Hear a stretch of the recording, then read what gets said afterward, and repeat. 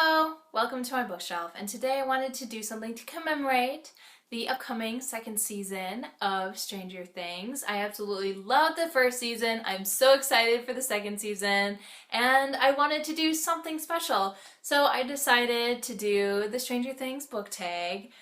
The original tag was done by Sarah Sunbeemz, and I will link her original video in the description below, so please go check that out. There's 8 different questions or categories or however you want to call it to this tag that I think are really fun and I'm really excited to do. So let's just jump in. The first question is epic intro. What book grabbed your attention immediately? And I think we can all admit that the theme song or the intro, the music, and even just like the opening scenes, like it really grabs your attention. Like you want to know what the show is about, what's going to happen. And I would say a book that does a similar thing is Fahrenheit 451 by Ray Bradbury. The first sentence is pretty iconic. It was a pleasure to burn. And I think that's something that's really interesting and you're really intrigued and you're like, what exactly is this book about?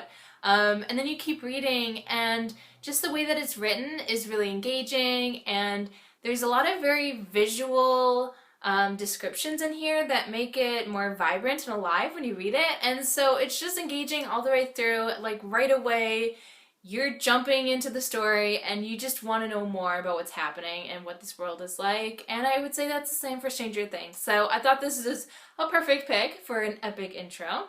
The second category is D&D.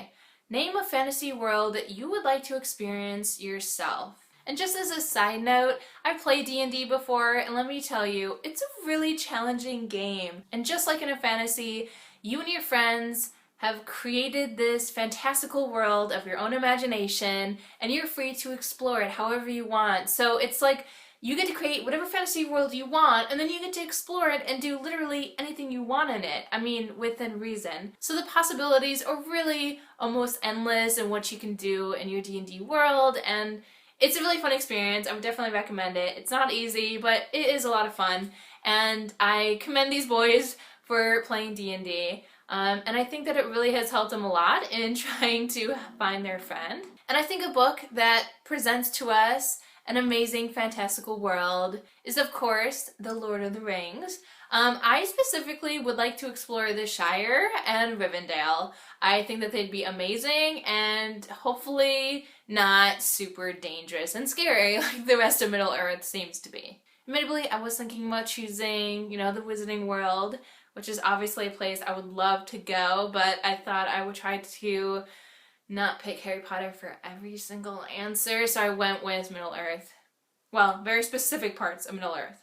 The next category is squad goals, so name your favorite bookish group of friends, which I was also tempted to go with Harry Potter here, but I decided to show some restraint, and I decided to go with the growing group of friends from the Lunar Chronicles. Admittedly, I've not finished the series, so I'm not exactly sure what happens to the group of friends. I'm hoping that they're fine. But either way, I've read through Cress at this point, and I just think they're so fun. I think we would have a great time together. In my imaginary world, I would be joining their random group of friends, and because everyone's so different and from such a different background, I think that they would be very accepting of new members, as long as they're not like enemies or anything like that. So I just think they'd be really fun to hang out with. So that is why I chose the Lunar Chronicles group of friends. I don't know if there's an official name for them. There's a lot of them, it keeps growing, but they continue to be pretty awesome. The next category is Christmas lights. Name your favorite mentally unhinged character. And before I jump into the book, I just want to say on the record, I don't think Joyce is mentally unhinged, but I can see that if you're, from the outside looking in and there wasn't all these crazy strange things happening, you might be inclined to think she's a bit unhinged. But we know that's not true. So Joyce, you're not mentally unhinged. So one of my favorite mentally unhinged characters would have to be Raskolnikov from Crime and Punishment by Fyodor Dostoevsky. Raskolnikov is our protagonist, kind of. You know, because he does commit, you know, the titular crime, and it's not exactly something that we can really get behind him on. Which is why he's a really interesting, mentally unhinged character, and we get to see things from his perspective. We get to see his thoughts, so we get to slowly see him have these very bizarre thoughts, and we get to see him act on these thoughts, and then we get to kind of see the consequences. And it's a really interesting story. The next category is the upside down. Name a book that was the opposite from what you expected it to be. And for this, there were actually like two books that really jumped out at me that I had read recently that really blew away my expectations for the book, which is probably bad on me. They're both popular. I get nervous around books that have a lot of hype around it because I worry that the hype is like unwarranted and like it really isn't that good, because that does happen quite a bit. So I was cautious. The first one being Simon versus the Homo sapiens agenda, and the second one, which is the one I'm officially picking, is Aristotle and Dante discover the secrets of the universe. Both a mouthful, and both much better than I expected. And with Aristotle and Dante, I think part of the reason why I was nervous about it was because like the synopsis is basically like, this is a story about two boys' friendship. And to me, like, that seems nice, but that doesn't really help me get that excited about the book.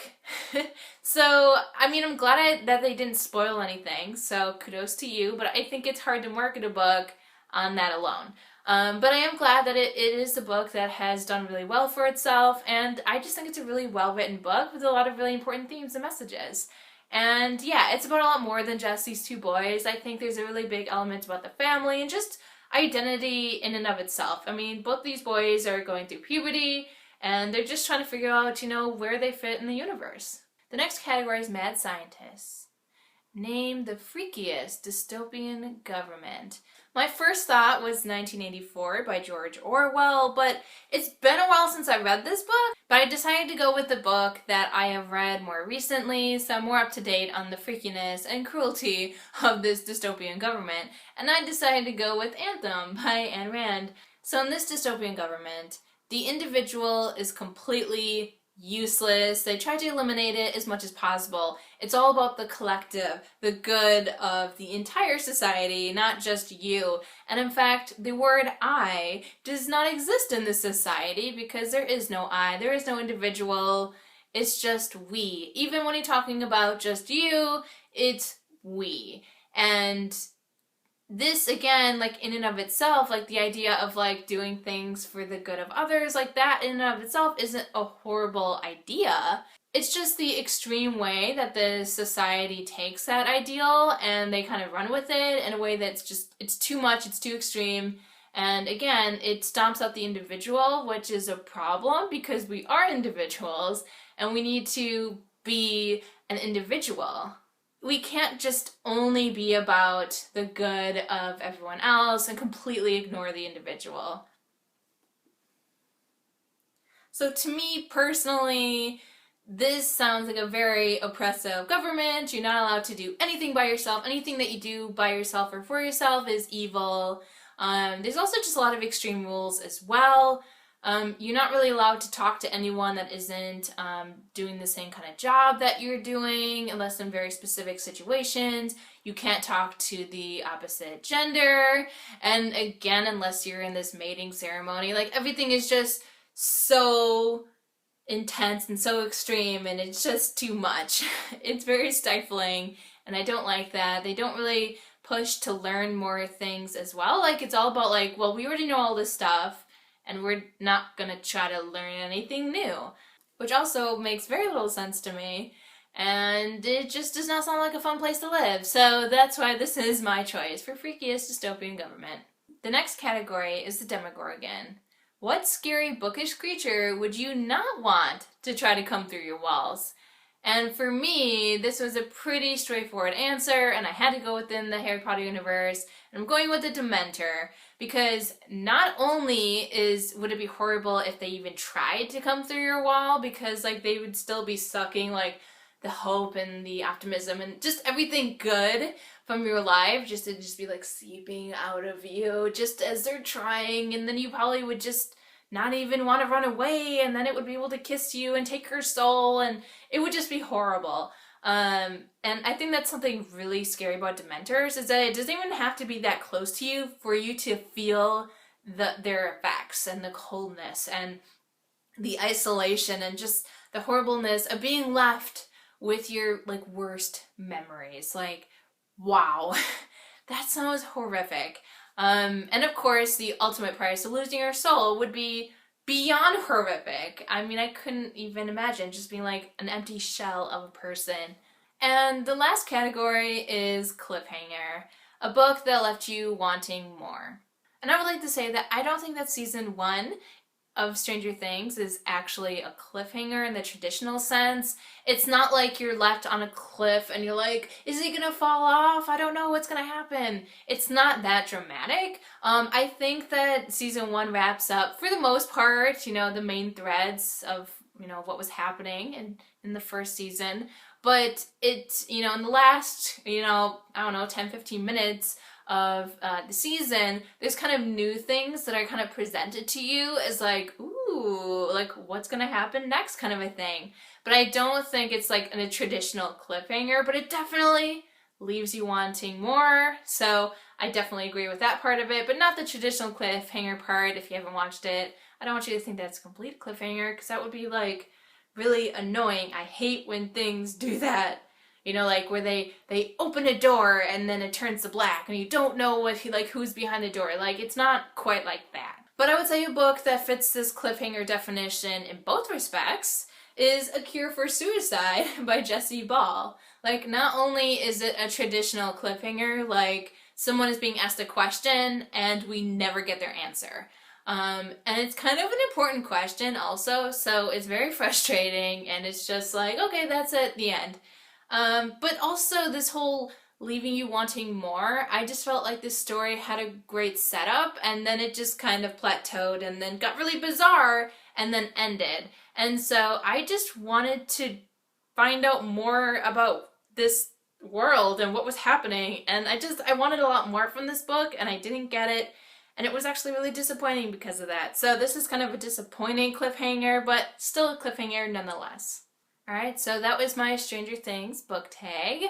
I absolutely love Stranger Things. I'm just so excited for season 2. I just cannot wait. I'm thinking about doing some more videos related to Stranger Things that wouldn't necessarily have anything to do with books, but I just love Stranger Things a lot and I really want to talk about it. So I may or may not be trying to figure out how to come up with videos talking about Stranger Things. So if you're interested in it, I would be curious, so please let me know in the comments. But either way, I just want to thank you guys, as always, for watching my video, and until next time.